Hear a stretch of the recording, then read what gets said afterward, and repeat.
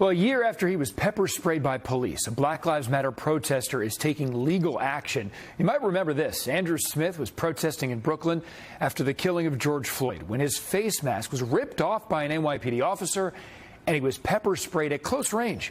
News 4's Erica Byfield is the only TV reporter to speak with Andrew about that lawsuit he's filing, and she joins us now from Flatbush with what he said. Erica? Hi, Adam. Well, Andrew Smith and his team filed this lawsuit within the last few hours, so now we know what's happening with the civil case. The criminal case, though, that one remains in limbo. They believe what happened out here, right here on this block last year, proves there was out-of-control policing.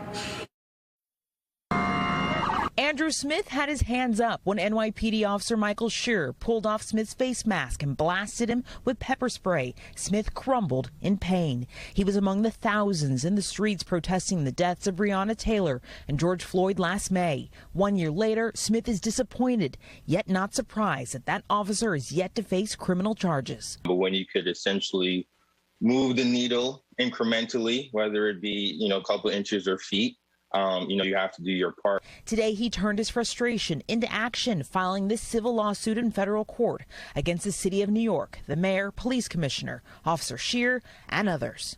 That's the result of a culture. That's the result of many people turning a blind eye. That's the result of poor leadership and a poor response to a situation. The lawsuit details a pattern of abuse that stretches decades, adding as a result, the NYPD has failed to adequately train, supervise, and/or discipline its officers with respect to responding to peaceful protests.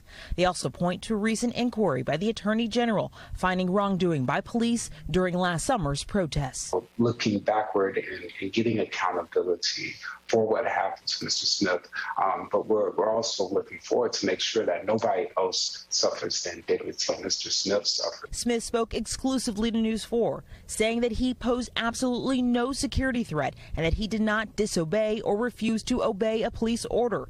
Yet he was sprayed. Smith is now seeking damages and resounding change.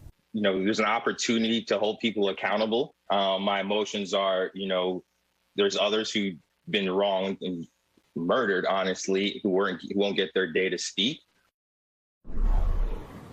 We heard back from the NYPD just moments ago. A spokesperson told us that Shearer was suspended without pay for 30 days after that incident. In June of 2020, he faced departmental charges. We've also learned that that case within the NYPD is ongoing. As for the mayor's office, a spokesperson there referred us to the law department. I also spent some time today speaking to people with the Brooklyn District Attorney's Office. A spokesperson there told me that the criminal charges against Officer Shearer, well, there's been no determination yet as to whether he should face any charges. Reporting from Brooklyn, Erica Byfield, News 4, New York.